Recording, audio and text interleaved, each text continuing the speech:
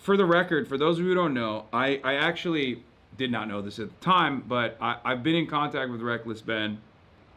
I talked to him, and I'm trying to, offer as much aid to him behind the scenes as possible. Yeah.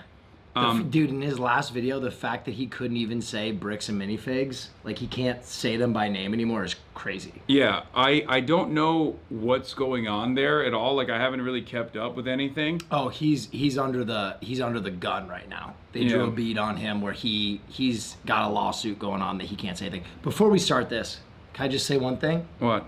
I went to Rocky Horror last night. Speaking of tremendous power in the hands of corporations that seek to over the little guy, Bricks and Minifigs saga is getting a finale by the likes of Coffeezilla, the internet's greatest investigative reporter, perhaps the only remaining investigative reporter out there. He got involved in this situation, and he found the $200,000 missing Lego. So let's take a look. A $200,000 Lego collection went missing, causing a lot of you to ask me to find it. And after seeing the cops point guns at YouTubers, people get arrested and sued for $1.3 million, I decided enough was enough. This looks like a case for the internet detective, this time in the $10 million Lego studio. So I talked to every suspect involved. What I found shocked me.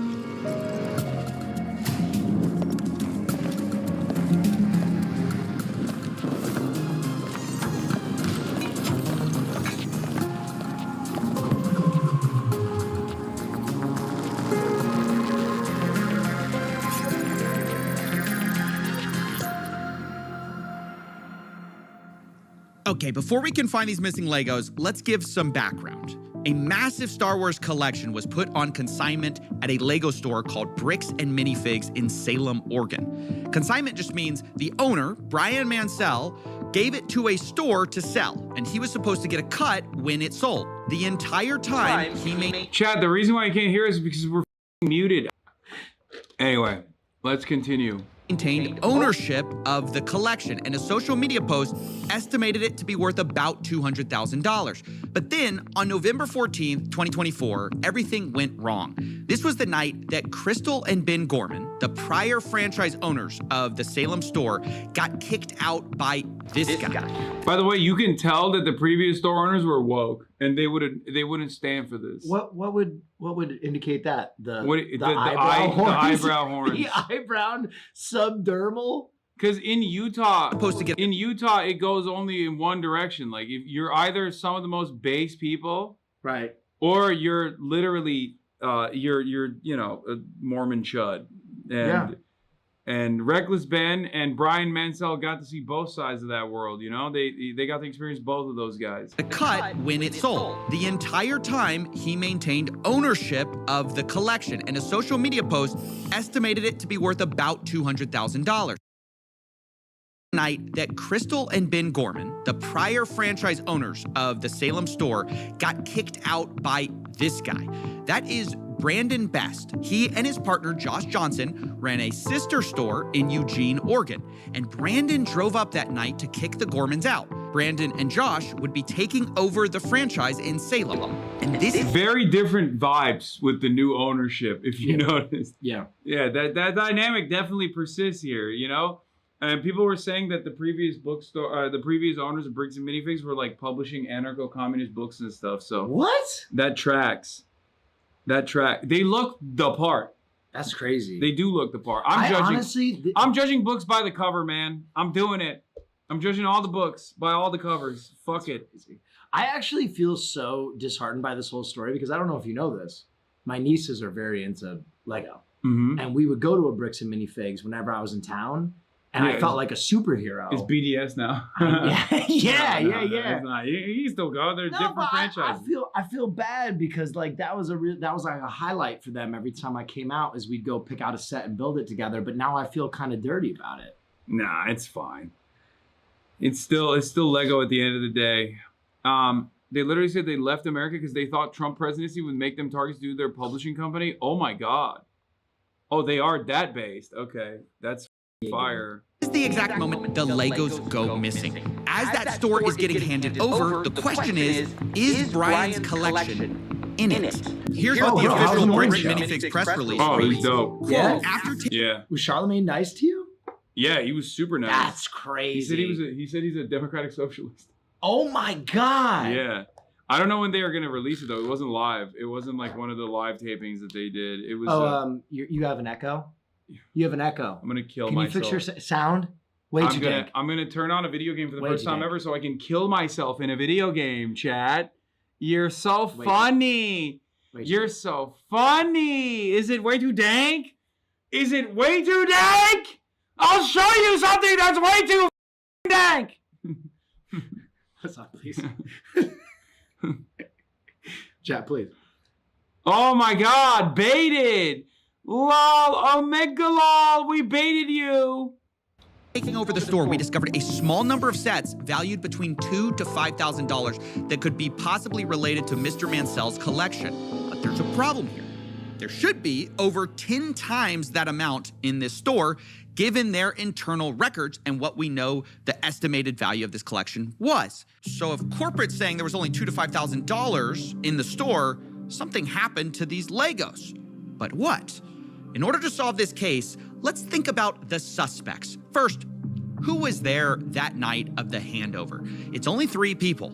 Crystal and Ben Gorman, the former franchise owners, and Brandon Best, one of the new owners. These are our 3 biggest suspects, but they aren't the only ones. I want to address a few other suspects. Yeah, bro, this is the multi-billion-dollar compound where he's doing crazy. The production on this one went crazy. Yeah, he's got even Lego pieces. It's all coming together. Will's acting way too chill after crashing out on us every single one of his own streams for the last full year. Yeah, you deserve it. That guy's never been in one of my streams. Fuck that guy. No, I'm just kidding. Yeah. I'm so patient with my chat. What the hell? Yeah, well, this is a different demon here. At the very start here. First of all, maybe this is just all the result of, plain old thieves breaking in. What about that possibility? Hi, I am Chris. I was the previous franchise owner who signed the collection agreement with Brian Mansell. And I'm Benjamin Gorman. I am the silent partner who's really bad at being silent. We did have a couple of break-ins at the store. None of Brian's collections were in the police report or stolen during those. Okay, so the Gormans say emphatically it wasn't thieves, but if that's the case, what about the guy who was arrested? I mentioned at the beginning of this video, Reckless Ben. This is the YouTuber who started it all. With a documentary, I tracked down the thief who stole $200,000 of Lego. Maybe it's the perfect crime. Make a video tracking yourself. Now, for our theory, it's worth noting Ben is currently facing a RICO lawsuit by Bricks Minifigs. He was even targeted with a search warrant for stolen Legos. Included in the warrant are Legos. The owner reported overhearing conversations about possible stolen Legos. And on top of that, Reckless Ben was even accused of stealing the Legos by the current franchise owner. I stole the Legos? What do you think of the theory that it was Reckless Ben? He stole the Legos. It's absurd. We didn't even know Reckless Ben. He Yeah. had no interaction, no relation to us, no relation to the store. That doesn't hold any water.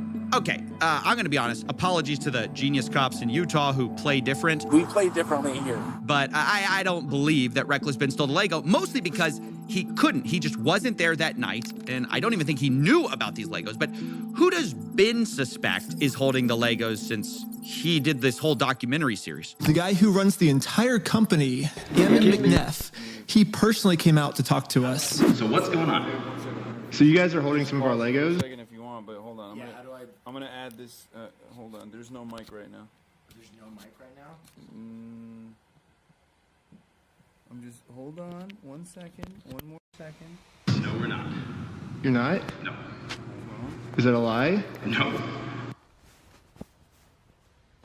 Okay. Oh no. There's dual audio. They're gonna be really annoyed. Oh, God. Hey, hold on. I'm gonna fix it. How do you fix it? Like this? Oh, God.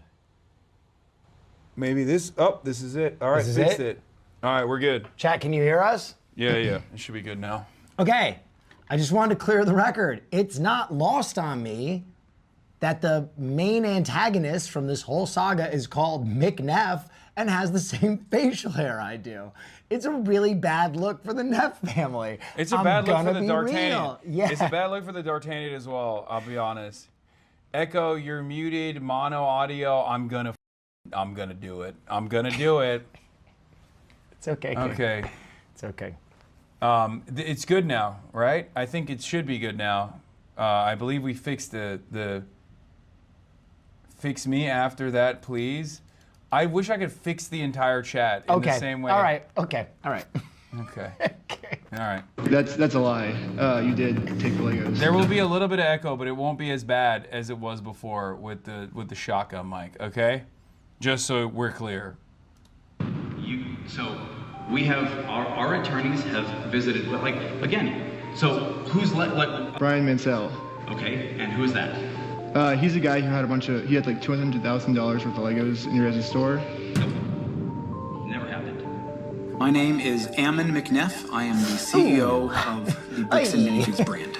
So my name is Matt McNeff. I'm the COO of Bricks Minifigs. Another McNeff? You have a lot to account for. This is really bad. Yeah. Oh God, this is really. With the D'Artagnan beard mustache combo too, it's just. This is like if a family of pikers with small heads showed up and started besmirching your name. I know. I might never recover from this. Nope, you're cooked, buddy. Yeah. Yeah, it's over. we the Neffs do not endorse the behavior of the McNeffs. It's a separate red-headed tribe.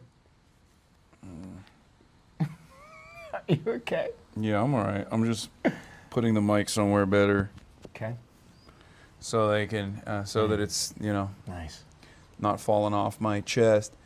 I have a large head, so we would make a normal size head babies. Oh my God, half the chat is horny, and the other the other half is horny for pain. The best part is I feel like that was probably a dude too. Yeah, I don't know, maybe.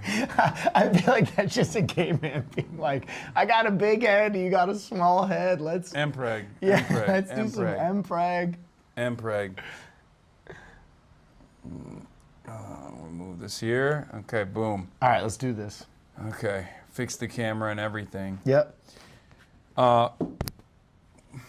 What do you think of the flamingo revolution currently happening in Albania? Trump's daughter bought an island in Albania. I am not going to be talking about that right now, but yes, I've seen it. More power to the Albanians. The people you just saw are the McNeff brothers. They agreed to speak with me to try to clear their name. I asked them, do they have the Legos? What I can tell you is that we don't have it. We've never had access to them. It seems to kind of go missing. Parts of it seem to go missing on November 14th. Well, and I guess no, not at all. I'm going to say, like that is not accurate at all. Because so you think that the collection was in the store at the time or elsewhere? Elsewhere. When you look at Mansell's own words that he reiterated to a podcast last year, he explicitly stated to another podcaster, the sets were moved off-site for security. The collection will not be stored on site after. Dude, why is it the biggest heist of all time? I don't even understand. Just give the Legos back. Like, what? Am I crazy? Why? This became such an incident for no decipherable reason. I don't understand why these guys in the middle were just like, oh, we'll hit a lick here. And that lick was $200,000 worth. That's grand larceny. Yeah, I don't know why this has gotten so out of control, especially because Reckless Ben gave them so many opportunities to just be like, hey, we actually, they were in the back of the storeroom. Like, crazy random happenstance, but I feel like it just keeps getting worse and worse. Legos are big money. Yeah, but this is a multi-million-dollar company, man. It's not like, I don't think they're nickeling and diming in this one store. Maybe I'm wrong, but 200K is like 2 Lego sets? Okay, dude, I don't think Lego inflation No, it's like 2 Warhammer sets. Yeah. Okay, well, I feel like the Strait of Hormuz is closed, but I don't think it ruined the Lego market or the Warhammer market that bad. Right.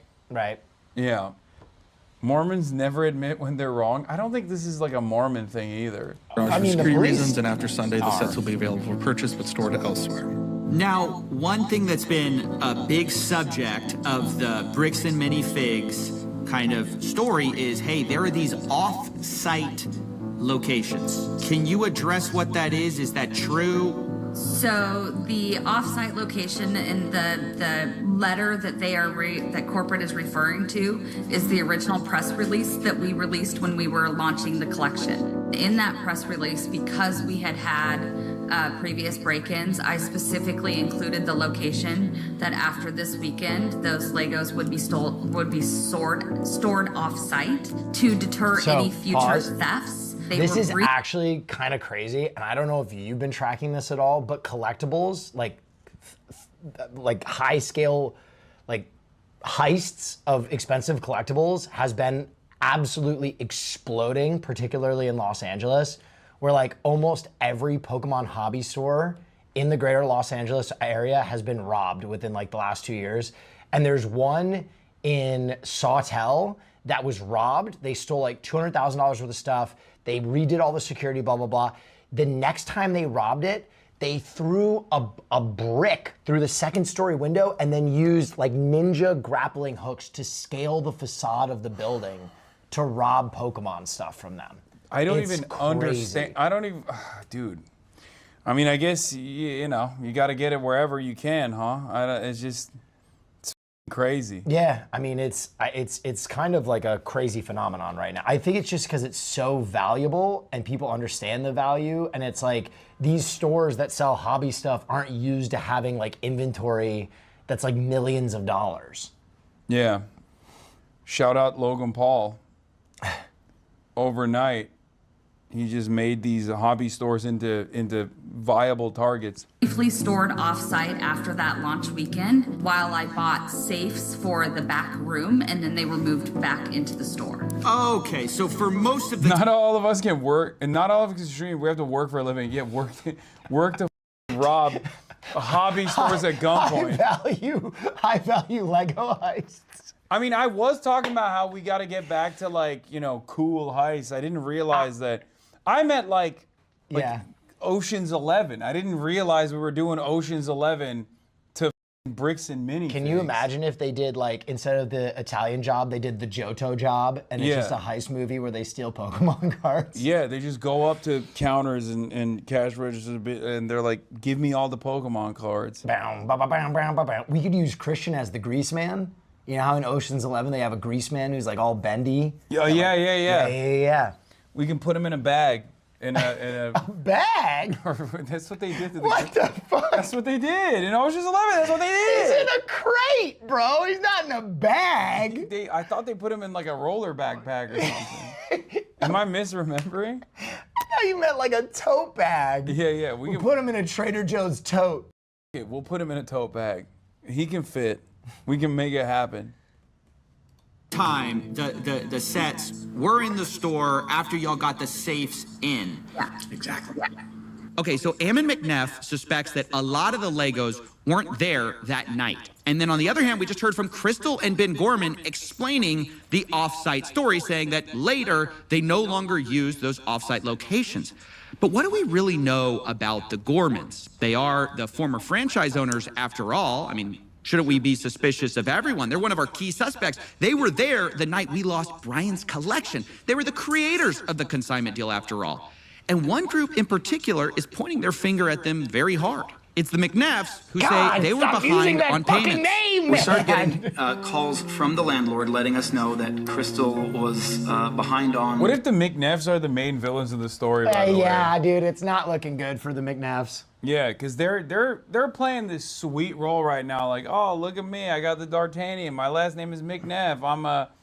I'm not a scary guy. I'm here to reveal everything to you. And then you find out that they were actually doing a rounding error or some shit at the end. Fuck, they're just they were the main villains all along. I mean, he has a mischievous mustache. They're turning on the old McNeff charm. This is the mustache of a man who's capable of tremendous mischief. Okay, I'm just saying. Let's not come after. It's not the mustache's fault. I don't know. It could be the mustache. And it's not the family name. It feels like the mustache is controlling him. Let's He's become not more mustache than bad man. Apples. Chud the Builder too. Okay, come on. I mean, how many examples do you need to see and prominently display in media? Okay. the lease payments at the location. We had also gotten a couple of notices from some of our vendor partners that bills had not been paid by the store. And so we felt pretty strongly that there was going to be a risk of her just, like attempting to file bankruptcy, doing some of these other types of things, which we've had franchisees do in the past, and that's problematic. So that's why we sent him up there to take some video footage. So we needed to just be prepared if we needed to do a hostile takeover, which, can happen in franchising, where a franchise owner just, kind of tries to steal inventory and do some different things that way. Okay, so Bricks and Minifig's story is that they were worried about the Gormans skipping town, so they sent Brandon Best as a secret shopper on October 24th, 2024. This is weeks before the takeover. Brandon takes a video of the store condition in preparation for this handover, but at this point, Brandon does not announce himself to Crystal Gorman. Later, though, on November 14th, once again, the same concern about the Gormans stealing or theft was expressed by the McNeffs. Brandon was trying to make sure that they weren't taking things from the store, and so he was kind of trying to make sure that he wasn't putting things, like hiding things in the back, and that and while he was watching that, trying to make sure Ben wasn't grabbing stuff from the store and moving it or doing anything along those lines, because he just got a weird feeling about the whole transition. She took at least one, if not more than one, cartfuls of things out to her car with her coat draped over it. So yeah, the McNeffs say, look, they don't trust the Gormans. And they explained it, even further. They said, hey, there's some issues in her past. She apparently has a retail theft and other criminal arrests on her record that we were not aware of. When was that? I don't know. This has been brought out by several people online now. Now look, that's a huge accusation to bring. Oh my God, bro! They're blaming the commies? Everyone always blames the commies. How could you trust any Neff after this? Seriously, I agree. Not a trustworthy guy. A different name. Yeah. Different name. Well, McNeff is almost like a smaller version of Big Neff, which would mean, bigger the Neff, bigger the crime, possibly? No. Like a McMansion is a smaller version of a mansion. No, listen. And McNeff is like doing lower level crimes. McNeff, totally different name. Neff, my name comes from the name Naif. Yeah. Which was changed at Ellis Island. Yeah, this is... I'm a victim of Ellis Island. This is a McNaif. Grouping redheads together. More systematic violence to my people. You guys do look kind of similar. Well, you're propagating a lot lot of racism right now. Anti-white racism? Go ahead, say you people. Say Wait, this is a good question. Doesn't Will call his community the villains? Arch villains, correct. The biggest villains. Not even like a regular low-level villain. You know what? But the arch. We're gonna blow past this. Okay. And so obviously I wanted to talk to the Gormans about it. They're like, she has a history of some type of burglary, theft. Oh my God. Wow. Yeah, that's what they're saying. Okay, what? Okay. Wow. Oh. Well, yes. Well, you know about this. Explain. Yeah, when I was 19 years old. How long ago is that? I am 45 now. She looks great.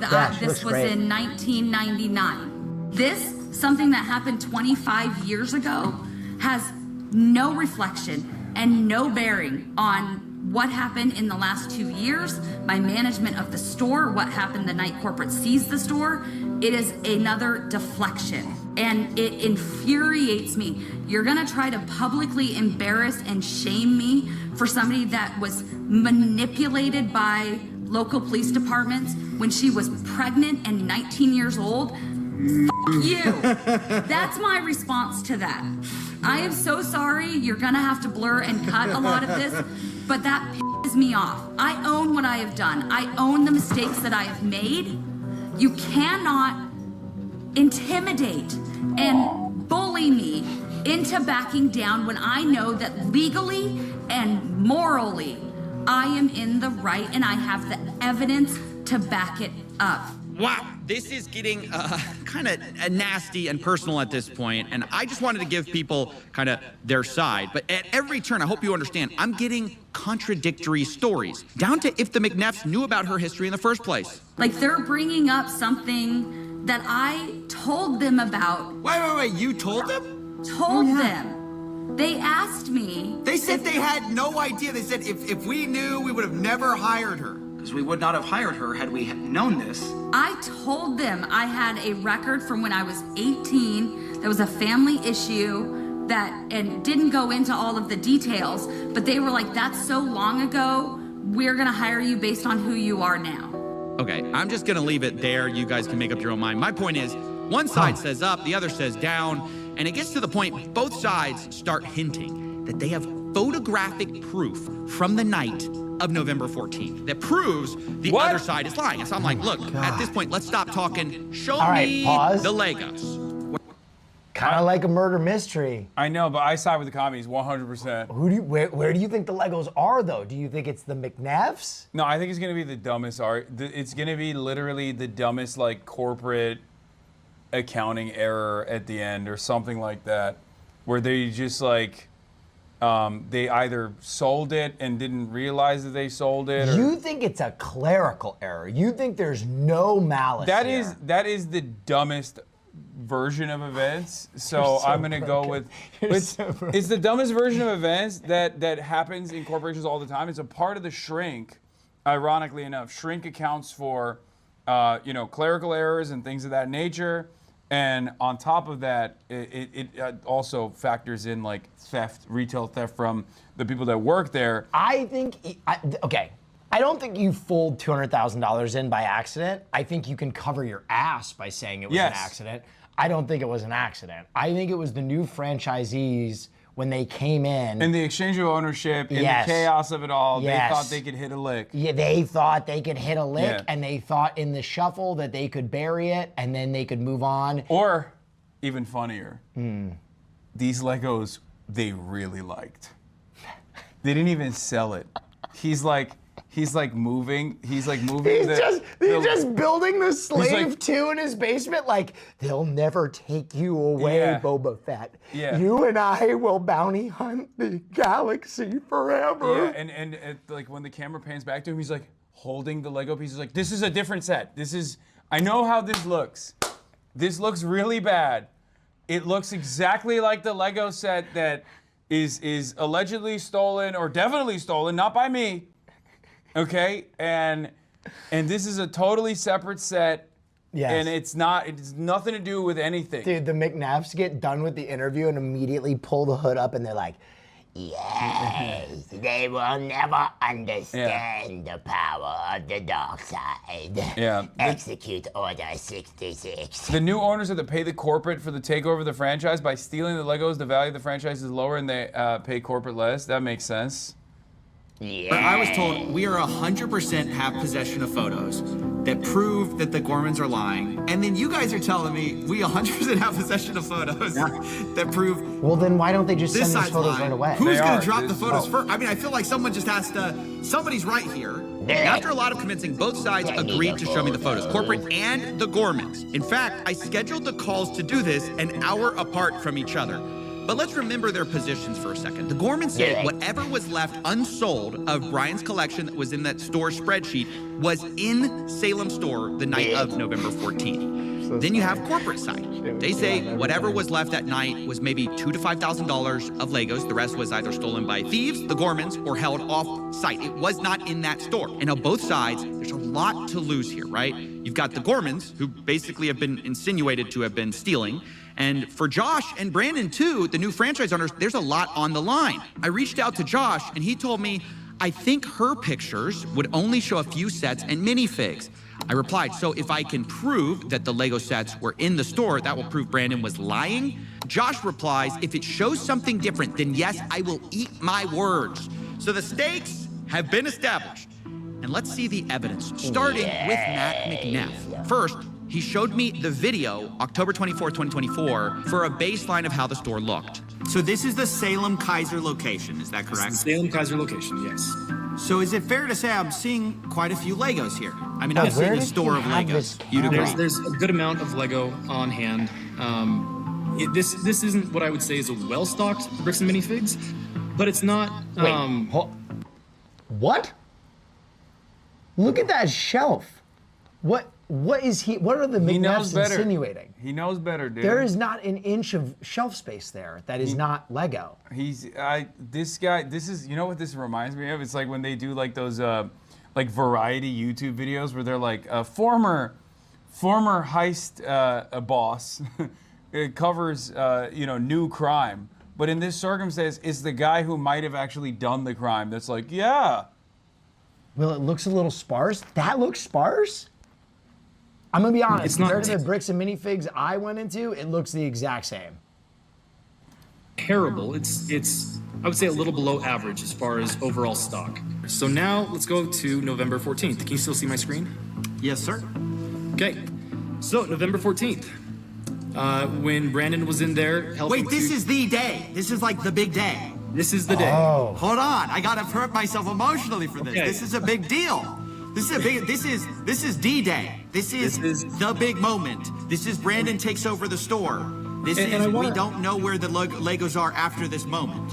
We don't know where the Legos are after this moment. And I want to point out again that we've had this for a while. Every once in a while, I'm reminded that we are talking about Legos. No, this is the crime of the century, dude. I mean, yeah.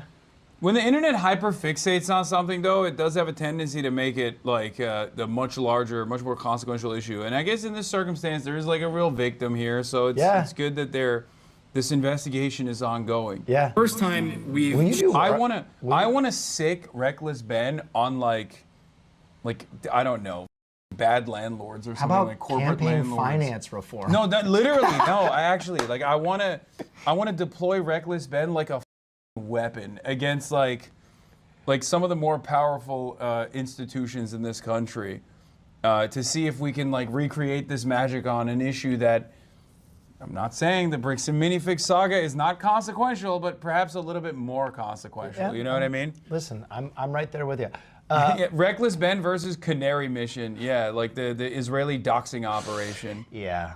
Also, would you ever build Warhammer with me? I kind of caught the bug. Dude, there's no way. I can't hold on to tiny pieces like that. You need the tool. You need the right tools. I feel like I get really annoyed when I have to I can't hyper focus on. I've tried building stuff before. Right. Like model cars and shit, and it just like makes me so angry, and then I just smash it. What? I don't actually smash it, but I want to. Do it. No, literally. Execute orders. Have you ever? You've never gotten that feeling when you're like trying to put something together and it doesn't work, and you're like, ah! Yes, and you want to smash it with your hand? There's quite a bit of frustration there. Yeah, that's what I can't do it. Like I go ogre mode.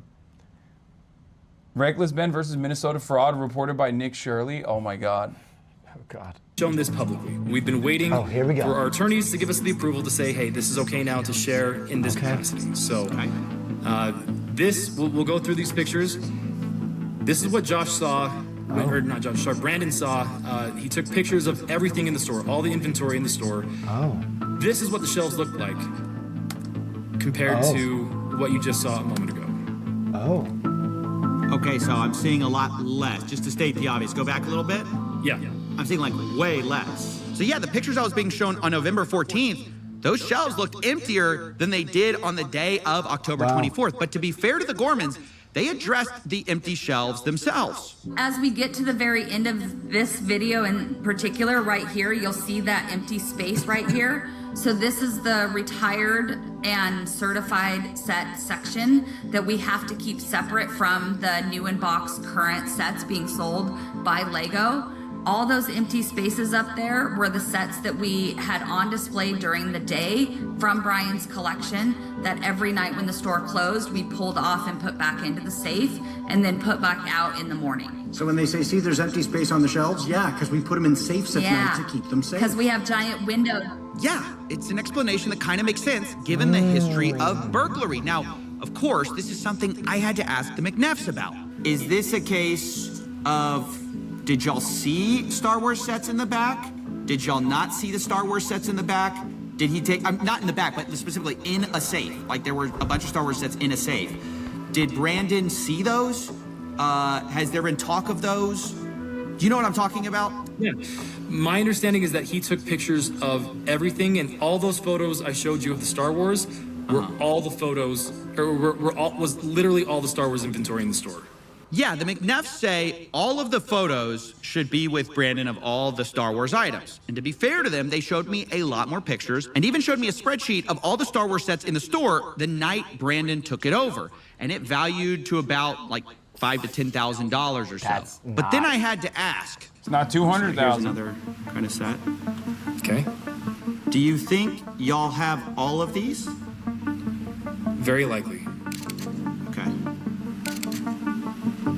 Again, I'd be surprised if we didn't. But then I couldn't help myself. I started to bring up some of Crystal's photos to see if they matched up. Have you seen this before? Not that I recall. So do you see that? Yep. So do you see it's in like some kind of like a safe thing? I don't know if you can see the sides there. Looks like a bookshelf to me, but sure. Okay, sure. Yeah. So I think the... Okay, Mr. Neff. Whoa, whoa. Mr. Neff. McNeff. Yeah. Easy McNeff. mistake to make. Well, not a mistake that we'll let slide on this day. I'm just saying. All right. Let's be a little bit more careful about the McNeff name. What the f is a Duplo? I didn't even know that there's like different kind of. Is that a different version of a Lego? I think that's like baby Legos that you can't choke on. Okay. Are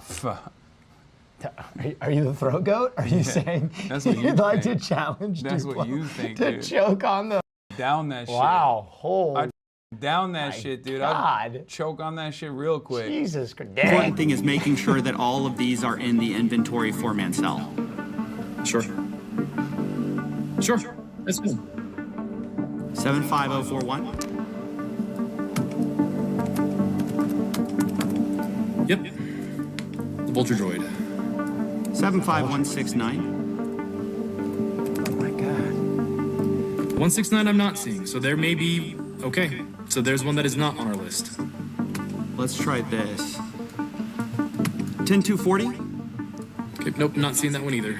What about 9493? I don't see that one either. So maybe those were locked at the time, and Brandon did not get those pictures.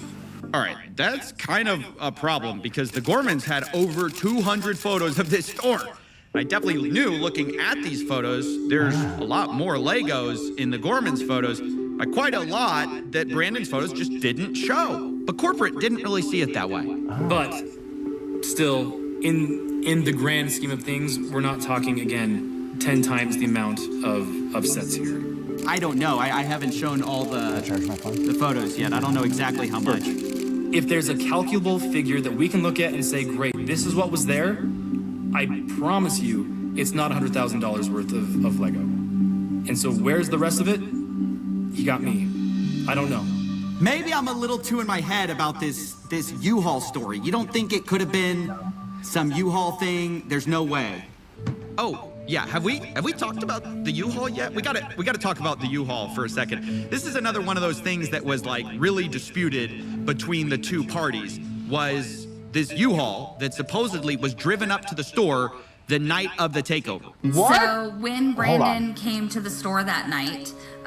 Wait a minute. What do you... Yeah, and the guys were wearing... The guys that look like the McNeffs were seemingly wearing balaclavas, and they were like, "We're here to deliver special delivery." I love how we're on video 18, and he's like, the only discrepancy in the story was the 18 masked men that rode up in a giant wooden horse. Yeah, what the? Wait, how? This is information that I feel like is fairly important to figure out who the was doing this. He was driving a U-Haul truck. Now, in typical fashion, this was immediately disputed. Brandon showed up to the Salem store in a rental car. When he came to get the keys from Crystal. Well, the U-Haul is a type of rental car. Yeah. Was there in a rental car, not in a U-Haul. It wasn't until after he told me he was taking the keys and locking me out that I really kind of paid attention to the fact that he had a large, not the small, the large U-Haul truck. So yeah, I just kept hearing about this U-Haul truck. Now, why is it significant, U-Haul or not? Well, one, a U-Haul truck can fit a lot of Legos, but the big reason it mattered to me was because I was actually called by an ex-employee of the Bricks and Minifigs store in Eugene, Oregon. Remember, that's the one that Brandon and Josh own. And he told me something very interesting. I'm a former employee, started in 2020. Stop. Lego deep throat. It's Lego deep throat. Bro, shit gets real in these streets, man. In these goddamn brick streets, these Lego brick streets. I can't believe this. Yeah. Turns out they've done this before, and they'll do it again if we don't stop them. This is incredible. It goes all the way to the top. Yeah. They called manager Brian, and he sold the store to Brandon as Josh. What store was this? Bricks and Minifigs where? Okay, now what did you see that made you want to talk to me? I saw Reckless Ben's YouTube video about the sales for closing down because I was talking to my co-workers about the situation at Salem, and we were told through other employees that it was just a bad area to work in. It was like haunted, if you will, is what was going around. Haunted? After seeing the video of Reckless Ben, we exposed them, and it makes a lot more sense with what we dealt with Brandon and Josh. Like, Crystal stole Lego sets and bolted out of the country. Who says that? Brandon Ness told us. Ghost? When he was jumping up all the Lego sets to us that night. There was a bunch of used Lego sets. That's that were like saran wrap, they had Star Wars CD, there's just a lot of stuff. It was like a medium-sized U-Haul truck. Wait, they brought a U-Haul truck. Yeah, from Salem to Eugene. And to Eugene, and it had a bunch of Star Wars sets on it? Yeah, Star Wars sets, like everything.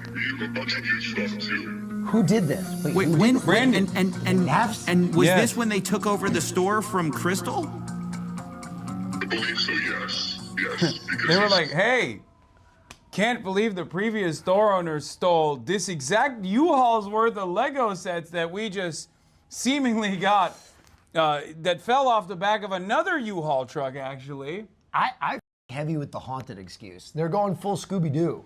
Yeah. We would have gotten away with it if it wasn't much like Scooby-Doo, you pulled the balaclava off as Brandon McNeff. Said that Crystal stole Legos and left the country.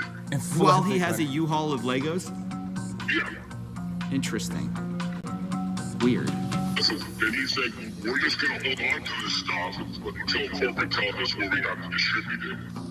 And we're like, Wait, they are make more corporate. sense if we could take it because we're kind of struggling with, the product we put on the shelves. Oh my gosh, we really gotta find out. Was there a U-Haul that night or not? Because everybody's disagreeing about it. This Eugene, Oregon guy says, oh yeah, a U-Haul showed up with Star Wars sets in it. Brandon was talking about the no Salem one's store. disagreeing. You've got Only the Matt Brandon McNabb McNabbs are saying there was disagreeing. no U-Haul there. It was a rental car. You've got Crystal saying, yeah, I thought it was really weird. There was a U-Haul truck there. So I told the McNabbs, I really gotta find out what the truth is here. If you know anything about it, let me know, because that's just something I heard. I do, and it has nothing to do with the Salem store. Well, at least not the Salem store in the way that it is there. Brandon showed up to the Salem. What does that even mean? Not the Salem store in the way that it is there? The absence of evidence is not the evidence of absence. So they did go to the Salem store with a U-Haul truck, and he's out here trying to cook up a story on the spot. Also, a U-Haul truck is a rental car, so technically he's doing legalese here. Like, oh well, I wasn't lying. It is a. Yeah. Right. He's got to investigate the U-Haul store to see to hit the records. Store in a rental car. When he came to get the keys from Crystal, he was there in a rental car, not in a U-Haul. So when there was the handoff, there wasn't a U-Haul, it was a rental car. Correct. He was there in a rental car. Got it. Yeah. Okay. And I think any of the, like, if you were to look at the footage, the ring cameras, all that stuff, you won't see a U-Haul sitting anywhere in the parking lot. So after hearing all of this, I realized, look, I just gotta find the evidence. So I start sifting through these photos I have, right? I realize I have a parking lot photo. I check it. No U-Haul, just a red truck out there. I check another photo where you can see the window, but the problem is it's night outside, so you can't see. And so I'm looking at everything I can, and there's just nothing, you know? I have this alternate angle, I'm looking at that, and then... Zoom in on that photo. What is that? Smoking gun! That's a U-Haul truck! Holy. Oh, no! Holy shit! Oh, my God. Oh, my God. Oh, my God. I feel like I just watched the end of The Sixth Sense, dude. That was like a jump scare. Holy shit. Wow. Bring up the brightness of this photo a little bit, and my gosh, there's a U-Haul in the parking lot right outside of the store the night of November 14th, 2024. This is something that Matt said he had seen footage of, and it couldn't be true. And again, I believe I have seen footage from that night that shows clearly out into the parking lot, and there's no U-Haul. After seeing this, I said, I really have to make a call. And that's when the story changed. So last night, I talked with Matt McNeff. I brought up this question of the U-Haul. Interesting. He told me emphatically there was no U-Haul. Y'all came to me this morning. Told you, said, by the hey, way, that the commies were the trustworthy partners right here. all along. And the Neffs. You can't trust the dastardly... McNeffs. The dastardly Neffs. Okay, another clerical error there, just for, you know, for the sake of any other... continuity purposes, right? Similar sounding names. Yeah. McNeffs. Similar sounding facial hair. There are plenty upstanding Neffs, including a professional frisbee player. Interesting. What kind of mustache is he rocking? I don't know that. Is it the D'Artagnan? I think he's clean shaven. Yeah, exactly. Well, the other Neff who's noticeably absent from this conversation does not have that. It's the D'Artagnan combo. We looked into it. There actually was a U-Haul there that night. Can you clear up what that's about? So there's actually two different things that are going on here, just to help you understand. Help you understand. And I don't know if you want this particularly not on the record, but okay. This dude is choking. Yes. Why do these guys always think that they can... There's two guys that you don't talk to if you have done something bad. Isaac Chotiner of The New Yorker, who always cooks every Israeli official for some reason, who's like, yeah, no, I'll have a conversation with you. And then they end up coming across like, you know, Adolf Hitlerites every single time.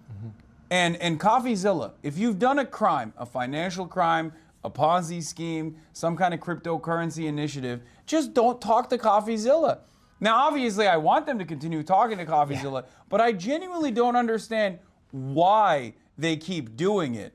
I guess like there's something that you have in your mind when you're like wheeling and dealing and scheming of this sort, where you think like, oh, I can out-talk them.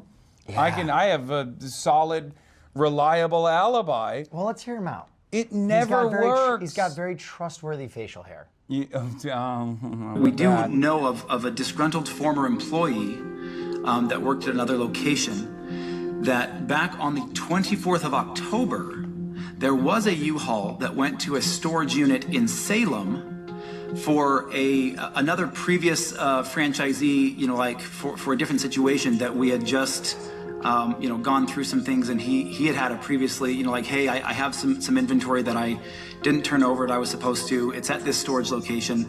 You guys can come pick it up. And so Brandon was sent on that day to pick up with a U-Haul inventory that then he moved down, but that was October 24th. So when we're talking about this... So why is there a U-Haul on the night of the exchange of ownership? It's not adding up. Oh, that's just a photo from October 24th, actually. Why wouldn't Brandon McNeff mention that U-Haul too? Yeah, interesting. He could have cleared it. Interesting revelation here. Ex-employee, you're saying they are conflating the October 24th event of the U-Haul coming up to Eugene with Legos with some time after November 14th, after the store takeover.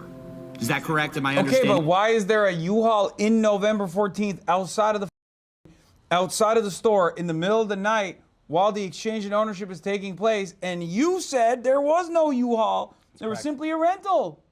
That? Yes. Oh my God, So bro, he looks so guilty. Yeah, he's cooked. He looks dead to rights, bro. Holy shit. He looks like Kaya after she ate something off the kitchen counter, and I'm like, who ate this? And she's like, not me. I could never. I could never touch food on top of the kitchen counter. Ooh. Is now kind of a strange story. Corporate is saying there was a U-Haul at the Eugene store dropping off Lego, but that was from a different night, different collection. The CEO says Brandon showed up to Salem on October 24th for his secret shopper job with Crystal. And separately, he also was getting a different collection of Legos that also included Star Wars. And that's what he brought to the Eugene store, and the former employee is remembering. Then, weeks later, on November 14th, Brandon supposedly shows up again with a U-Haul, but the reason isn't for hauling Legos. Brandon flew in to Eugene that night. At midnight. So flew from Utah on the 13th, but landed in Oregon on like midnight of the 14th. Went and got a rental truck, and then went and stayed at a trailer that had previously been moved up there in anticipation, meaning like a camper trailer, in anticipation of the potential hostile takeover previously. Is that why he had a U-Haul? Is that the reason he had a U-Haul was for this camper, or what's going on with the? Yes. So then what happens is he takes his rental vehicle. So there was a U-Haul there after all. Interesting revelation, Mr. Neff. Sneaky, well, McNeff. Mr. I can't. I feel like for a professional newsman, you keep this clerical error you're making is classic super, mistake. It's important to understanding the entire story. Just another ginger guy whose last name is Neff. I feel like it's irresponsible for someone who does news for a living similar facial to hair. drop details like that. You know. I don't know. I don't know what's going on. Okay. Haas is on the ones and twos. He posted a "Don't trust Neff." Okay. No. Why? He was hacked. I know. This might not even be the Haas we know. Dude. This could be some dangerous you know what's outsider crazy? Posting salacious things. Yeah. This reached out to me and was over here asking if we could join a game. Yeah. Yeah. Isn't that crazy? Yes. Yeah, he was like, we're just trying to start this game, but we're missing a last player. Can you join the group? You can leave right after if you want, or stay with us. Right. So we can't believe anything he says. Well, I think his, the stuff that he's doing on here. No, these are all You salacious think overlays. that might be you think this is a hacker? A hacker. Or, what did it okay, show? Well, what this is, look, this is clearly not my mod. Interesting. My team would never do this. Yeah, it kind of feels like your team is... I mean, what is that? What is this tiny house? I don't even see that. What is that? It just says "Don't trust Neffs," I think, right? That is not... The font sizes are misleading. Bro, why are you not at Streamer U, bro? That's where the content is. What? I'm 34 years old, man. Yeah, we're tenured. I'm 34 years old. I've already graduated from Streamer. What would you teach at Streamer U? How to get everybody to hate you. I would do that. That's something that I have a PhD in. Right. I would probably teach people crisis management. That's a good one. Yeah. That's a good one. Because I've been involved in many. Yeah. What would I teach at I'm Streamer still U? here. Self-suck. Okay, that's stealing crazy. $200,000 worth of Lego inventory in a hostile corporate you know what? We're takeover just gonna go back. in exchange of ownership over a franchise, a beloved Kai, franchise. if you're seeing this does not represent. I don't know. How I about feel film? How about film? We just teach some film. You could Just play teach the some film. role of the Teach how to use guys. some cameras. You could play the role of the guys. Okay. I'm not saying you're the guy. There was a U-Haul that night at Streamer U. It just seems like you have experience because I'm seeing it. Right, okay. I'm seeing it on screen. Truck, and he tries to connect the trailer, the camping trailer, to that truck, and it's not rated for that particular weight, and he realized, oh crap. He called around and found that U-Haul had a rating for, like one of their box trucks. And so he grabbed that, went and got it at 10 a.m. on the 14th.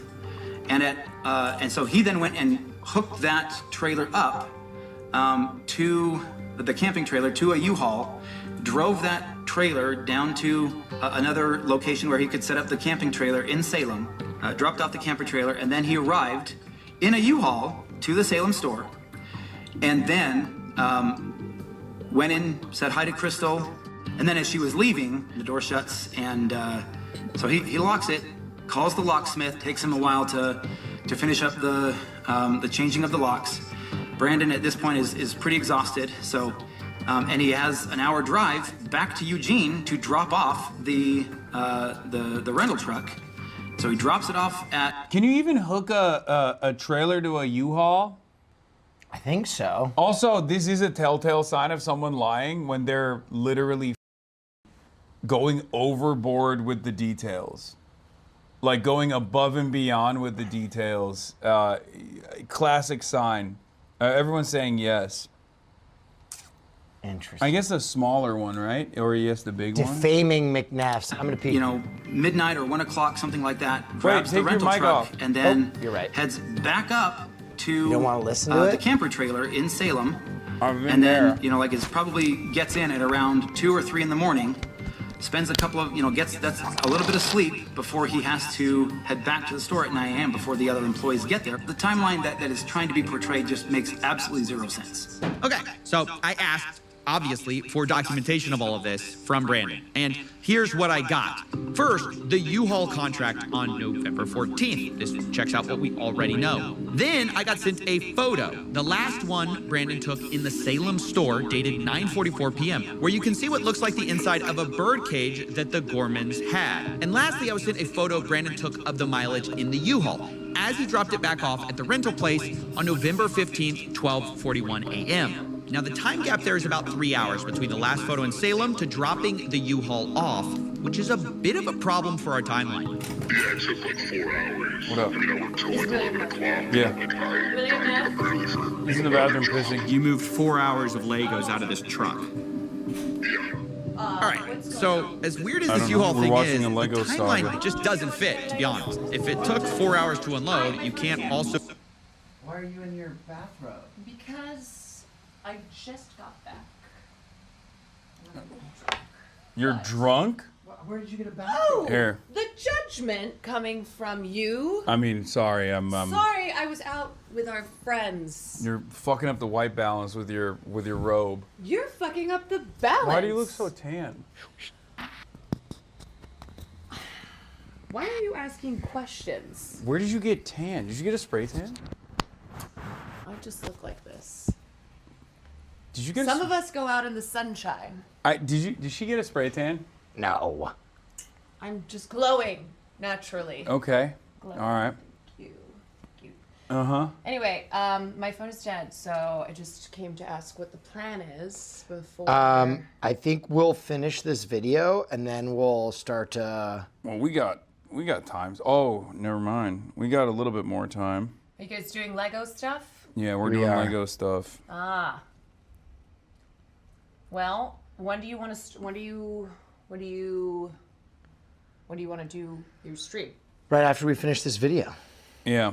Okay. What time are you leaving? I don't know. We can probably go to that area and then start to figure stuff out. Okay. Are you wearing the suit tonight? We're Yeah. going to a club. What? I thought we were going to a dining experience. Afterwards. Wait, why are we going to a club? Are we? I wasn't informed about this. Yes, we're getting very gay tonight. I don't know how much I will partake in that because I have, once again, as is every other day, I have a shit ton of interviews that I have to do tomorrow morning. Do you know it's Pride Month? Mm-hmm. What have you done for Pride Month? I've stopped doing hate crimes. Like I've restricted the number of anti-gay slurs I say. Oh, I didn't even know there was more than one. I keep it to 1,000. Wow. For the month, yeah. How homophobic I'm he at is. 994. I'm at 994, I got 6 more in the bank. I feel like just even your attitude, me walking in here, was a slur towards me. You're straight, woman. I am also a Chinese woman. That's not gay. Well, You're just, what the f does that have to do with Pride Month? How are you tying this back to Pride Month? Chinese eraser? Nice. Nice. I'm just saying in general, the energy that you give off. You're white Chinese. So it's only half anti-Chinese erasure.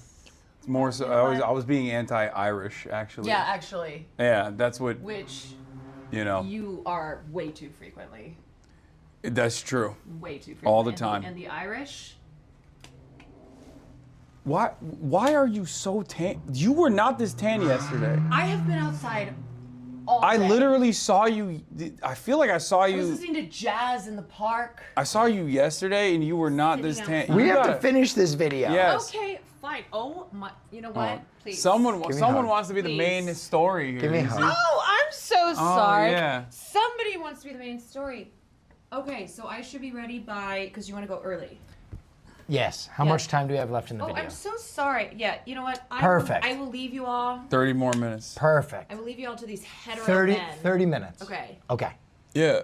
All right. Men You being cannot be doing that in New York City. men expressing friendship and that's the highest order of homosexuality. The friendship is that you have to come here to sit on his stream. Wait, what? It's one version of it. We're doing his stream afterwards. We're going to be experiencing fine dining. Oh wow, look at straight men hanging out on stream. How fun. I feel like, is that I don't know what's jealousy? happening. It's, I don't know what's peanut happening. butter and jealousy. I don't know what's happening. It's peanut butter and jealousy. Why is she? Let us have man love on Pride Month, Caroline. This is what you call man love? Yes. It's pathetic. It's one expression of many. Pathetic man love. I've seen better man you love. You get your hetero. Get out of here! Yes. Get your Get out of here! hetero ass out of here. I will be getting ready for Ruining the gay vibes on Pride Take Month. your bathrobe. Why is she in a bathrobe? I don't know what's going on. Why did she get a spray tan? I don't know. It looks good. Okay, I think she's gone. All right, this was I let her in. I don't know. I thought she said she didn't have a phone. She said her phone was dead. Did she take the room key? Yes. Yes, she did. Okay, no, she had her own room key, I guess. To drive to another city, load and unload and drop off the U-Haul in that time. But still, even if this is true, it's pretty weird. And it's one of the most bizarre stories I've ever heard, to have a U-Haul thing back to back. One of the times you're picking up Legos, the other time you're not, you're taking a camper. She's the only one bringing gay vibes? She's not. We're literally gayer than her. It's okay. Nevertheless, without more proof, we kind of have to move on to another theory of how to find these missing Lego. This time, let's take the photographs that we have and reconstruct what was in the night on November 14th. Remember, that's the moment we lost the Lego. Yeah. And this time, we're going to combine it with 2 more things. First, from corporate, I got the point of sale records from the Salem store from 2023 to 2024. And secondly, from Crystal Gorman, I got her internal records of Brian's inventory of what was sold or not in order to pay him and keep track of prices. Now, before we piece things together, I need to address something. At the beginning of the story, you saw the social post saying this collection was worth $200,000. That's what everyone knows this story as, the $200,000 Lego collection. But sadly, that post was entirely wrong. In Crystal Gorman's inventory, which has a high and low estimate value of these various Lego items, the real estimated value is about $107,000. They give high estimates and low estimates, but that's right there in the middle. And for simplicity, I'll just be using averages and estimates here, but understand that, these numbers are not firm, given that they're unsold Legos. It's just rough possibilities. But the point is, it's worth nowhere near $200,000. And Reckless Ben, the one who made the original video covering this, said that surprised him. Yeah, this entire time, literally every single person's been telling me there were $200,000. Like, that's how much, you could sell all these sets for. My original assessment of about $200,000 was going up to his father's house and looking in 3 different rooms with all the sets. It was before I'd actually gone through and had Do you want Quest set chips? numbers and done Or an actual like protein sticks? I know we're going to eat, but I'm so hungry. You need to fast. I need something to hold me over for a little bit. Chomps? You're tempting me with food. I mean, do you want it? Dude, your fat ass is going to be able to eat everything. Don't worry. I'm not worried about that. Ass. I know how you are. I'm bringing you to a special dining experience. When we put food in front of you, you slam it no matter what. Yes, because that's like it's like putting black tar in front of a heroin addict. Being what are you kind. doing? I'm going to have a chomp. Go ahead, indulge. Would you like one? No, I'm fine. Would you like a Quest chip? I have willpower. Okay. I need protein. Evaluation. I looked at it and went based on as things progressed and as I started to delve more into the actual inventory and evaluating it, that number changed. But we put out the press release well in advance of the event itself, so that press release went out before I had those full numbers. So we went, this is a nice even number that will grab attention and bring people into the store. So we went with that. And still, I mean, to believe that is accurate at the high end. Like, it was one of those things where when she was looking through and going, well, it says this and it says this, like, you don't think even at the high end? You haven't actually seen the spreadsheet. No, I haven't. You might want to cut that part out because he hasn't actually seen the inventory sheet. The spreadsheet says about from between 85,000 to 120 something thousand. In the midpoint about 107 or something like that. Of what was inventory. Does that sound right to you? Yeah. Yeah, so this has been a really big point of misinformation to clear up, because if we're ever going to find the missing Lego, we need to start with the right number, the right value. It's about $107,000. Now, between 2023 and 2024... That's a big update. Yeah. That's a big update. The Gormans record sales of about $24,000 of Brian's collection in their inventory tracking list. And of those sales, Brian was entitled to about 65 to 70% of it. He was paid $17,000, which roughly tracks with that. Which means on November 14th, the big night, the remaining amount of Brian's collection that should have been in there is about $82,000. Now, it doesn't take a genius to realize this is a very different number than corporate provided, who found only $2,000 to $5,000 of it linked to Brian. And later they said they only found $13,000 to $15,000 in total Lego Star Wars. So you're talking maybe $11,000 to $15,000 total Star Wars, and that's all Star Wars inventory in the whole store. So that's corporate side of the story, but I didn't want to take their word for it. So I went through Crystal's photos myself, which she shared with me, and hired people to go through and hand tag the Star Wars Legos that were in these photos.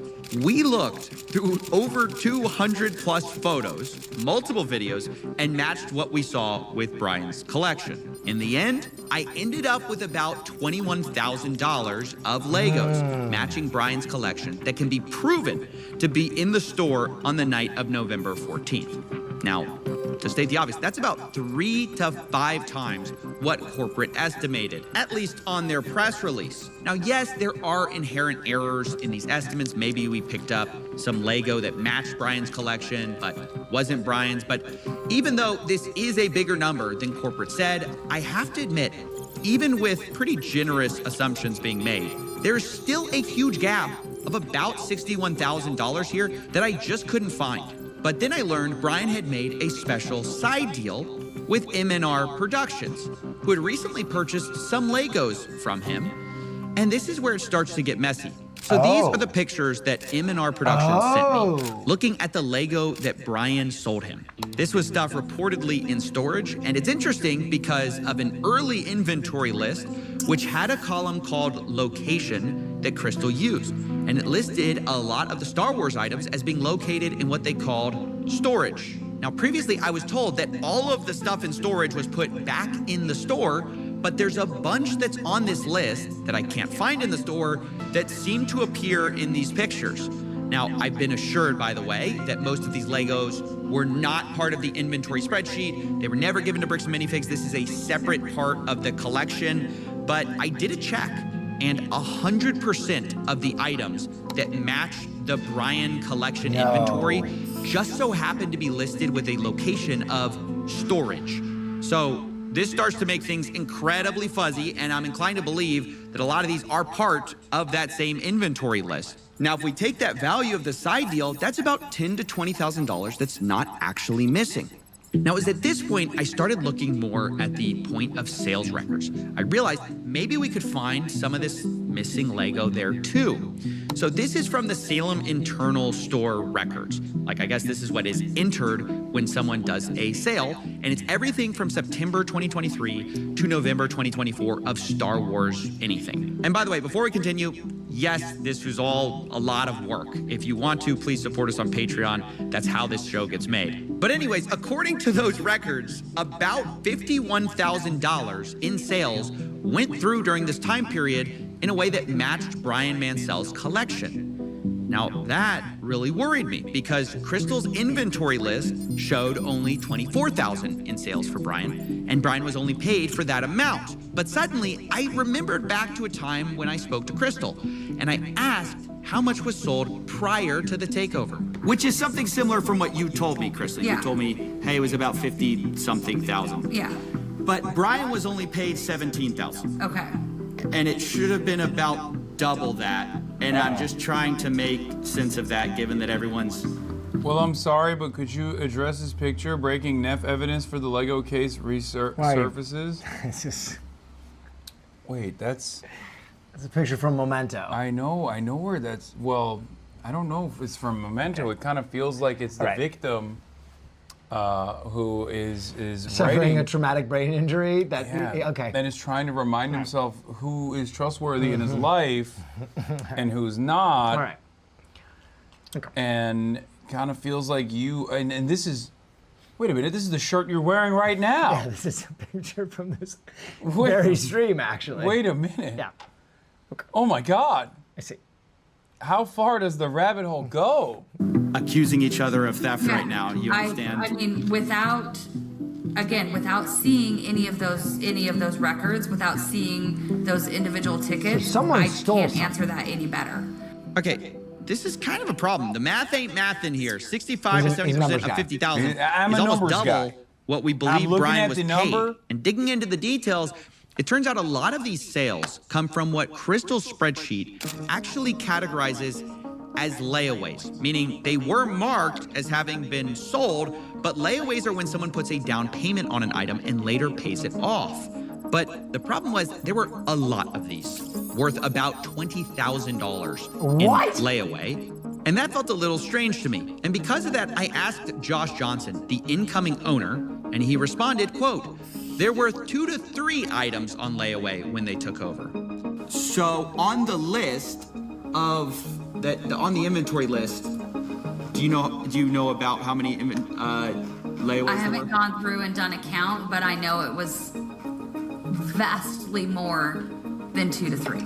It was about 98. That makes sense. What? So there were about $15,000 to $25,000 worth of sets on layaway. Okay. That's just the part that's surprising. That's the part that I can't get my head around. I go, how could, let me just be really honest. I don't believe there was that much layaway. I don't know. I don't know how that's possible. How could there be that much layaway? I don't know. It's like I don't believe, because I would. He doesn't believe the commies either now. The flip, the script has been Another flipped. Neff family besmirched by communists. Interesting. I'm just saying. Interesting. Seems to be a trend. I still trust the commies. Seems to be a trend. At most, they are bad at business. Redheads footing the bill for progress. First, you took us out of all the Disney movies. Now you're blaming us for robbing Lego sets. That's a grievance? Yeah, well, I'm just saying. I feel like that's not something that we'll see. We'll see where this goes. Okay. Yeah, cops are coming for Will. I already called him. I already called him earlier. Also, someone in the chat asked, have we played Charlie Kirk yet? We have not today because we haven't had a hype train yet. You already know how it goes. If you like the Piker Broadcasting Service, the People's Broadcasting Service, and you want to support independent media, all you need to do is subscribe. You can do that for $6 or free with Twitch Prime, or gift subs for others who can't. Or you can just save all of that for the stream later. Yeah. On my stream, I'm going to be needing to pay attorneys for the horrible besmirchment my name has taken. Besmirchment. You're gonna launch a defamation suit. Yes. Set to it, bro. Thank you for the 20 bones, by the way. I said, you already know, if you get to hype level, if we unlock a hype train and get to level 10, we play a different version of a Charlie Or we could just hold on to the money for later. Or you could just use it. Not use it right now. It's okay. Well, and support independent media. Thank you, War Damn Eagle brother. Coming to your conference real soon. Another Muslim socialist mayor if the Knicks win in 5. So get excited for that. That's right. That's definitely Caroline, right? Oh, God. I was talking to some people about Bricks and Minifigs. They go, yeah, there's some layaway. There's not that much layaway. I talked to people who were neutral, kind of on corporate side, but also people who were just normal Bricks and Minifigs people. They say there's not that much layaway.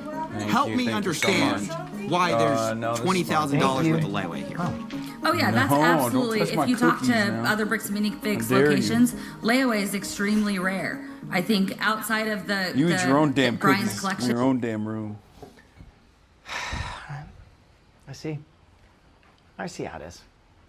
I thought you were fasting. No, I am. I just wanted to hold one. Oh, okay. You want to feel it? You want to feel the texture? We can't see. Calm down, chat. Here. Okay, good. I'm not crazy here. So then why was there so much layaway there? No.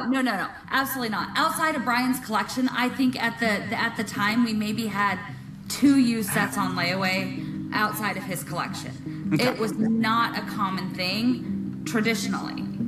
I don't know that we'd ever done layaway before the collection came in. Is there a hype train? Why is it not doing a hype train? It's not. It's not even triggering a hype train. We at the Will Neff broadcast do have hype trains. Yeah, I don't know why it's not. Rewind. You missed some. You ignored every hype train yelling at chat. I didn't realize we did hype trains before. That's so funny. Wait, there's a. The hype train is broken. It's not getting off the station. Happens too often. Well, not if I didn't see it. You know? Why hasn't it triggered a hype train? Well, I think the old McNeff stole the train. Yeah. Bandit. This is what happens when you bring in real bandits. McNeff family train thieves. With Brian's collection, it was a little bit different because so much of this collection were new in box. What is this? Did the smear campaign work? What smear campaign? What is this even? What am I even looking at? I'm a numbers guy. It says, oh, these are my numbers. I'm a numbers guy, and January 2026, peak viewers 67,000, and February average viewers 35,000. What is this? I don't even understand what this is. Are you saying that like the average viewership went down since January, so the smear campaign worked? Is that what you're trying to say? Yeah, those peaks are from bots. Those aren't real. Yeah, interest in the Iran war has diminished since then. But what about the Legos? But I don't know what the. Yeah, but this shows you need to go the fuck outside. I'm confused what the chatter was trying to say. I don't know. They literally. Hasan, you haven't made 9 videos on Legos? Get on it. Okay, I don't know why I don't know what we're supposed to be gathering from this. Legos. Okay. All in one place, reasonably priced. Now we're rewinding. Yeah, I mean, we're being layaway. Why He said there's he doesn't believe $20,000 worth of layaway here. Oh yeah, that's absolutely. If you talk to other Bricks and Minifigs locations, layaway is extremely rare. I think outside of the Brian's collection, I don't. Okay, good. I'm not crazy here. So then why was there so much layaway there? No, absolutely not. Outside of Brian's collection, I think at the time we maybe had 2 used sets on layaway outside of his collection. Okay. It was not a common thing traditionally. I don't know that we'd ever done layaway before the collection came in. with Brian. They are looking real guilty now. You They are looking real guilty You now. just want to cast doubt on Where did the smiles the go? infallible commies. Okay, I see it. Oh, take the blame away from the Neff family dynasty. All right. A dynasty built on theft and lies. This collection, it was a little bit different because so much of this collection were one, new in box, all in one place, reasonably priced. Right. And a lot of the harder to find items. And so customers would come in and put, I'm gonna guess probably half of those layaway items were not gonna be sold to the person who took them on layaway. Because we had several that would put them on layaway and then change their mind. So this was something like, you know, somebody would come in and want 10 different sets, but only be able to buy one. Can I put the rest of those on layaway so you don't sell them? I'll pay $10 to put these sets on layaway. Traditionally with layaway, we would ask for 10% down. They'd have 30 days to make their next payment, or we'd refund the layaway amount and then put it back on the shelf. Because this collection was... Bro, who the f is like buying Legos on? Wait, they would okay, chat. As I understand it, you don't refund layaway amounts. That's not the point of the down payment on layaway. The down payment on layaway. Also, who's desperate enough to purchase Legos on layaway? They're like, I really need to get these No, I mean, a lot of Legos. people buy stuff on layaway. That's not unusual. What is unusual is you putting it on layaway and then getting refunded the amount. Because the idea is you are removing it from the populace to be able to be purchased. Yeah. And so you put that amount down in good faith, and if you default on it, they keep that amount, I thought.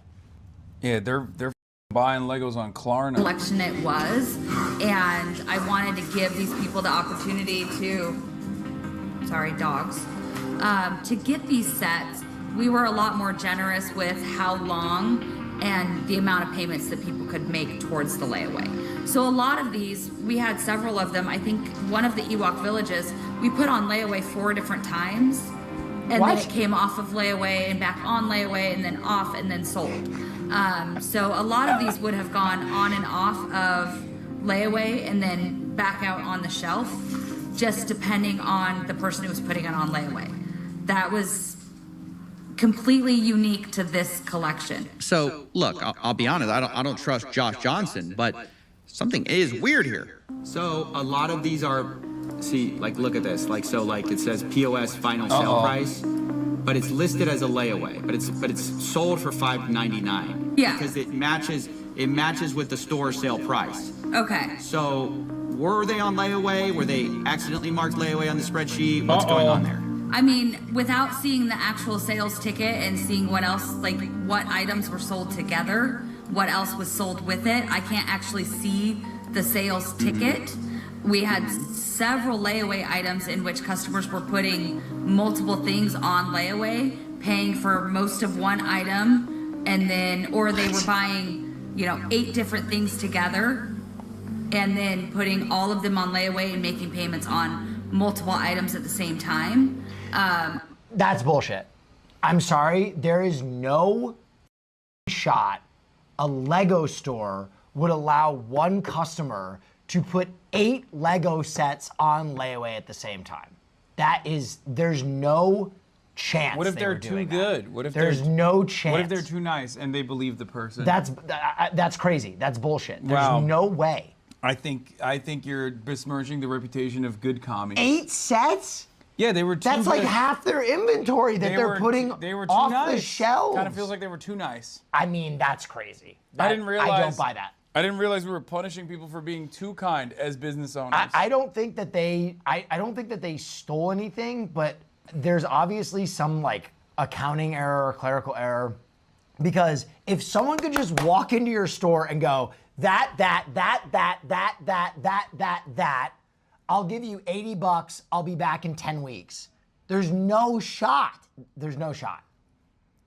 Maybe they're communists, so they don't understand how to run a business. Wait a minute. That tracks. Have you thought about that?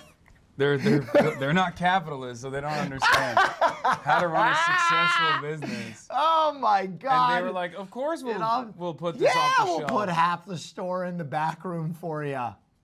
Yeah, that's what I'm going. Our Ewok Village was one of those cases. At some point, he had I think like 8 or 9 different items on layaway. So they'd come in and make a payment for a bulk payment. You know, I've got 800 Remember the things U-Haul. on layaway. I'm gonna make $100 on my payment. One customer in particular would do that, and then when he'd gotten up high enough to pay for one set, we'd pull that set out, mark it as sold. So without seeing the actual tickets and my layaway records, I cannot answer a question. But why wouldn't they just do one set at a time? I have no idea. If they literally took the combined payment of 8 different sets and had him just purchase one set and remove the down payment from the rest, why wouldn't they just make customers? Oh, they're communists. They don't know. Yeah, or remember the U-Haul. That was suspicious when they said there was no U-Haul. Do we need to help commies with? I think we need to help commies. I don't understand what's going on anymore. I'm confused. You're low on protein. Well, yeah, but the layaway thing bricked my brain a little bit. Any clearer than that? But I even found more than that in this POS data. Oh, I no. also found about $10,000 in sales that matched Brian's collection that were not marked as sold under this inventory spreadsheet.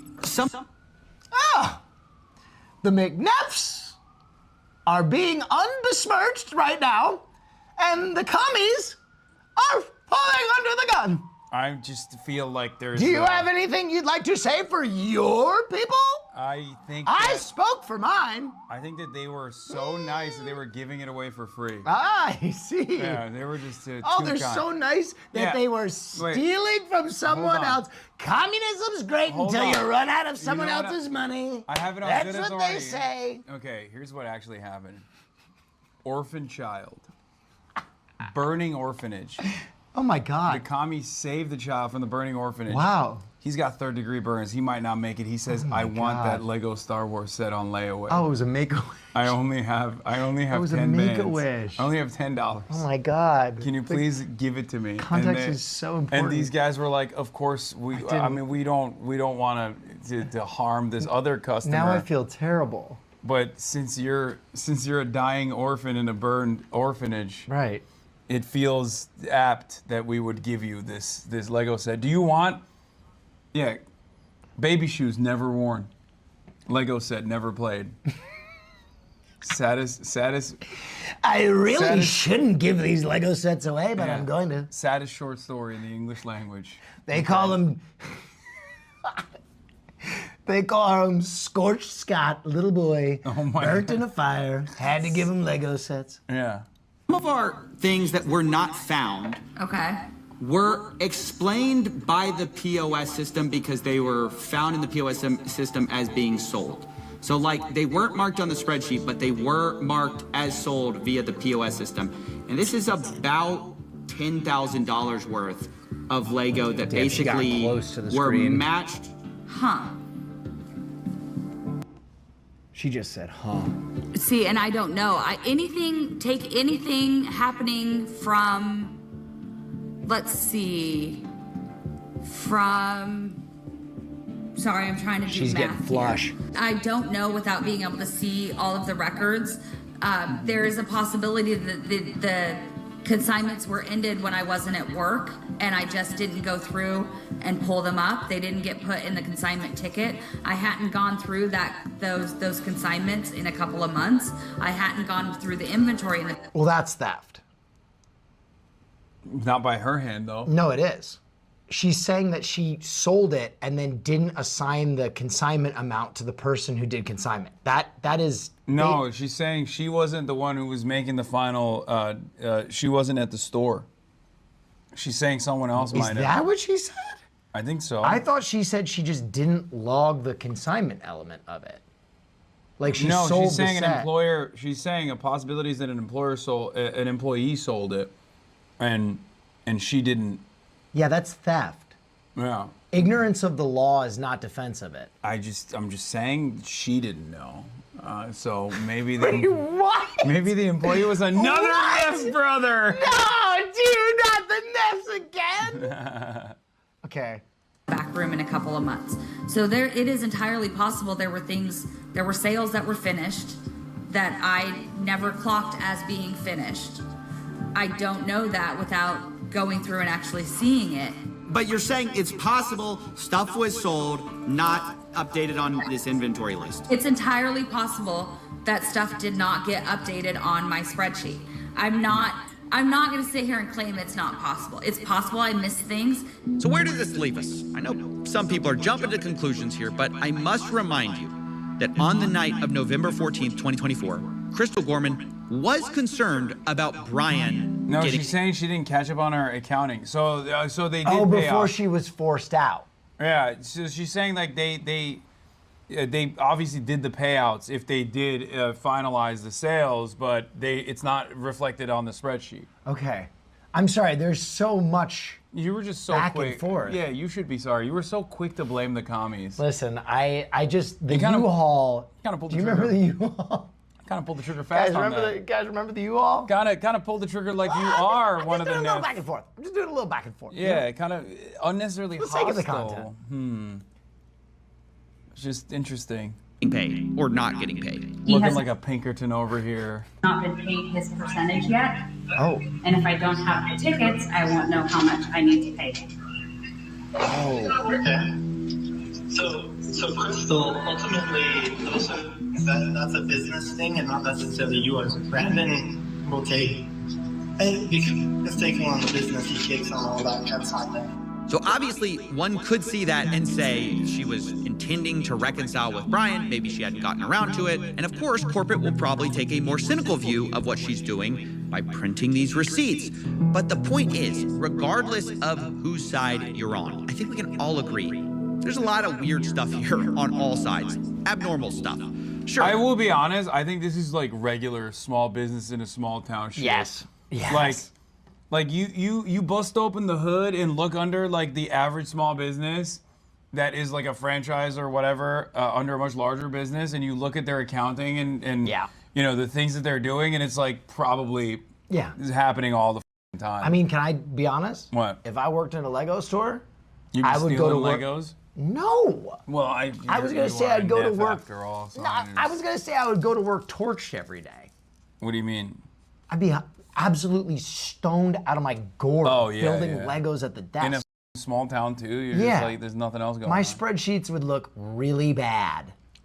Maybe you can chalk some of this up to bad record keeping between the U-Haul, the layaways, the $20,000 in Lego sets that corporate called $2,000 to $5,000 that was there that night, the off-book deals. But even if we can't like fully know 100%, you know, what these weird things were about, I think they tell a story of what actually happened to Brian's collection. In a way, multiple people, I think... So they all them, piece by piece.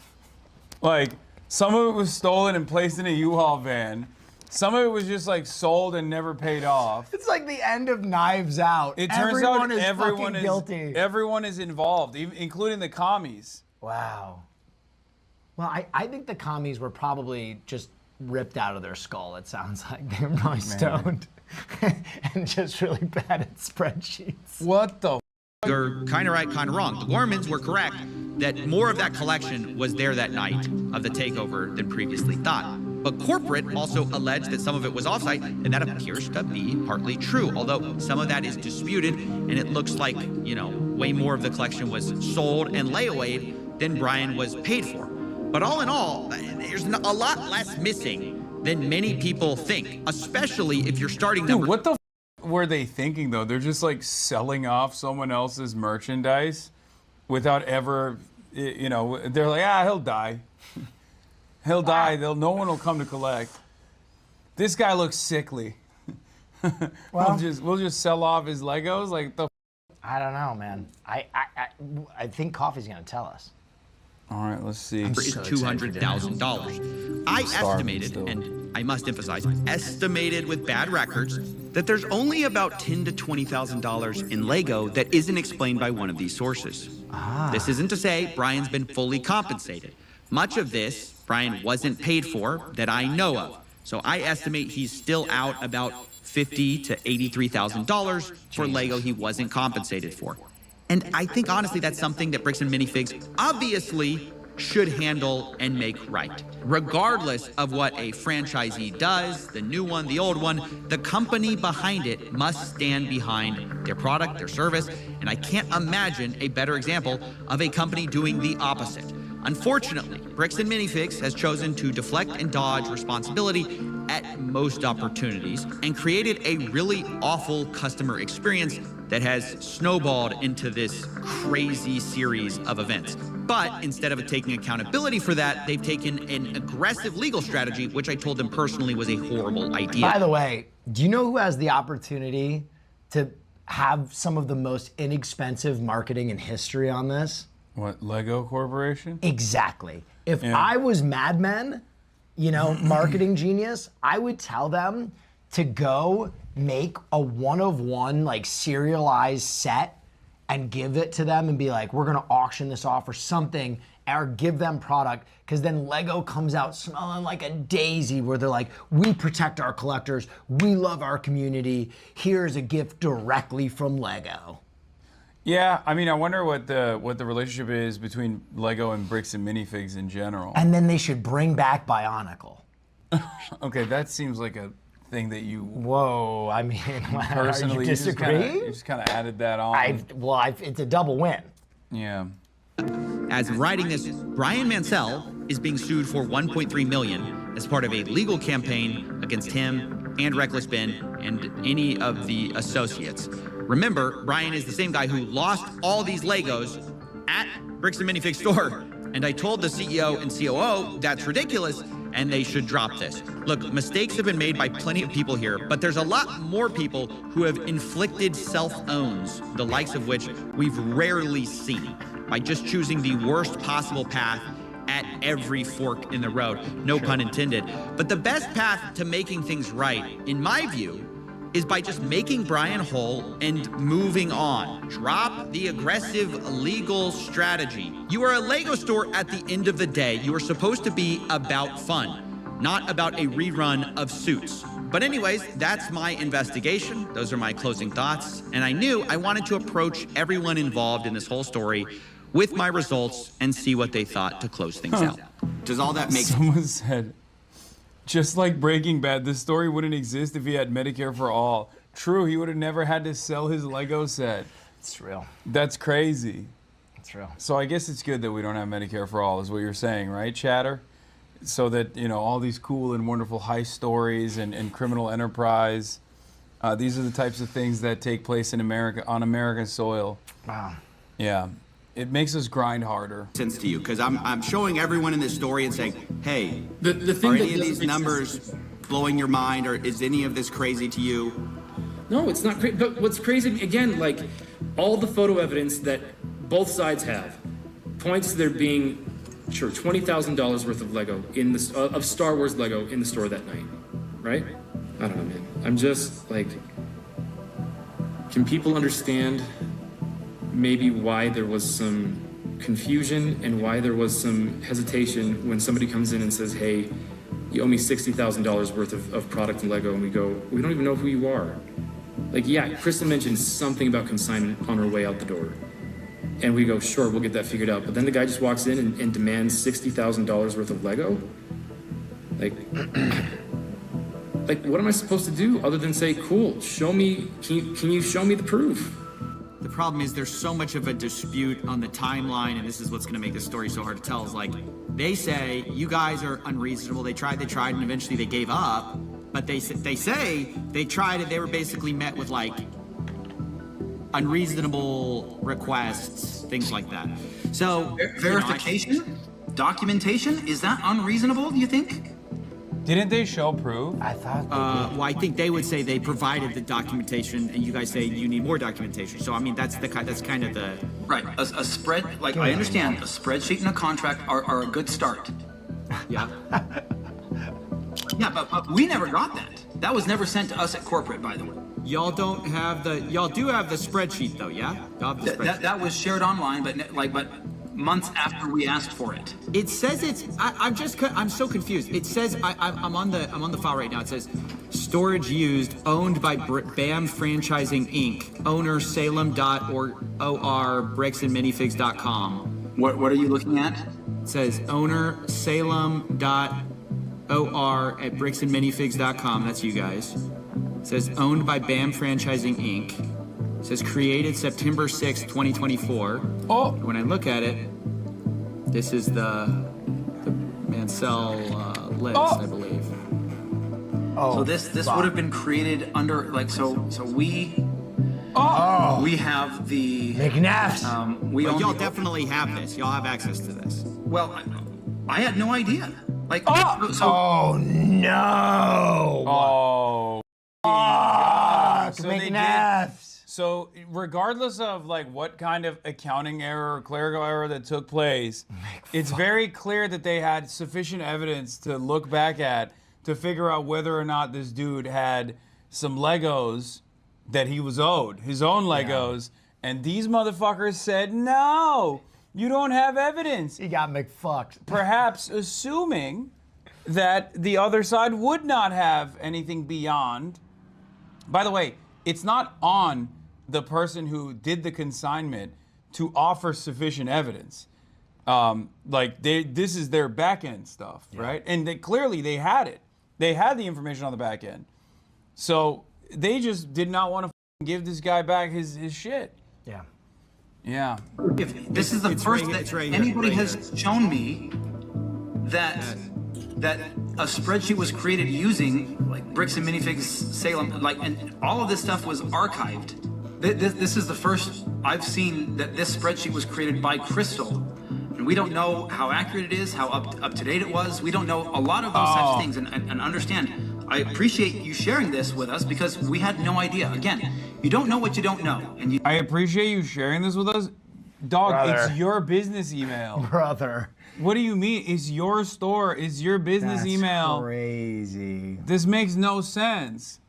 Also, they provided sufficient proof of the consignment contract. That's it. Yeah. That's all they needed to do on their end. I'm talking about the original owner of the Lego set. That's crazy. You can't, we don't know everything. And we don't go, looking in every nook and cranny everywhere. We just don't know some of those things. So if that's there, we can now have our team go look for that. When it comes right down to it, they're going to have to make a judgment call and say, who's telling the truth? The people who were taking all the pictures and say, and we couldn't take pictures of everything the night of, but we're being honest consistently, and the people who are saying, there was $5,000 there. Really? That makes no sense. We've got the evidence, and yes, there's a discrepancy. We acknowledge we did not take pictures of everything, but does that mean that the discrepancy is, and therefore these missing, percentage, whatever that would be, 5%, is some magical other place? Or it was sitting there in the store and we didn't get pictures of it. If I messed up, explanation. If I messed up on my record keeping, I will take accountability for that. It's possible. If my staff didn't draw attention that consignments had left out, so I'd move them to the thing. Any of that, I will take accountability to that. She seems honest. I am more than willing to do that. A lot more than I could say about the dastardly Neffs. Well, McNeff's. Dastardly Neff family gingers who have very peculiar, hard R on there, villainous type of facial hair choice. Sported most commonly by villains. Okay, all right. Just saying. I need BAM to show me those tickets. As they promised to do. I will sit down with Brian and talk this over and figure out what we missed and where it was missed and how it was missed and make that right with him. I mean, that's new information no one's ever found out, so that's awesome. They're gonna lose hundreds of millions of dollars because of their own wrongdoing. They're literally gonna destroy their entire company because they're this stubborn over maybe $20,000 worth of Lego. Sure, I'll be keeping you in the loop with what Nice. I'm excited. This was good work. My other final thoughts is, dude, you solved it, dude. That's awesome.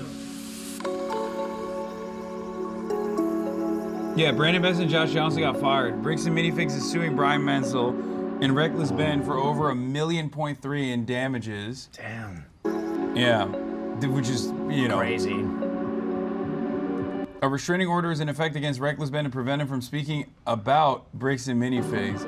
Also, the court system immediately siding with the corporation here. Yeah. Classic. But, pause, Bricks and Minifigs will never recover. I don't know. It depends on how, I mean, have you talked to your nieces? Well, I mean, they haven't watched the Reckless Ben videos. I know, They're but when too they, young. yeah, I know, but when they show up and say, Uncle Neff. No. Dastardly. I couldn't. The dastardly Uncle Neff, can we go to the Bricks and Minis store? I couldn't. Can we go to the Bricks and Minis Unless store? I get a friends and family discount from the McNeffs. Yeah. You're going there. You're trotting your ass down to the Lego store, and you're purchasing as many packs as you can. Okay. Just saying. The Gormans are suing Bricks and Minifigs. The lawsuit claims Brian's collection had an original aggregate value of around $250,000. Wow. That's it.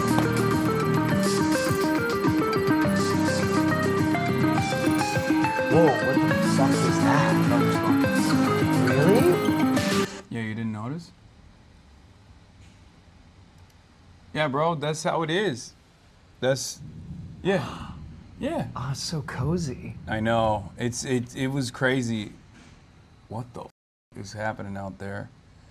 All right, what are we doing? Where's March? I think we're all about to meet up. Oh my God. The lightning is crazy. Hasan Reaction is one of the best ones in the React channel.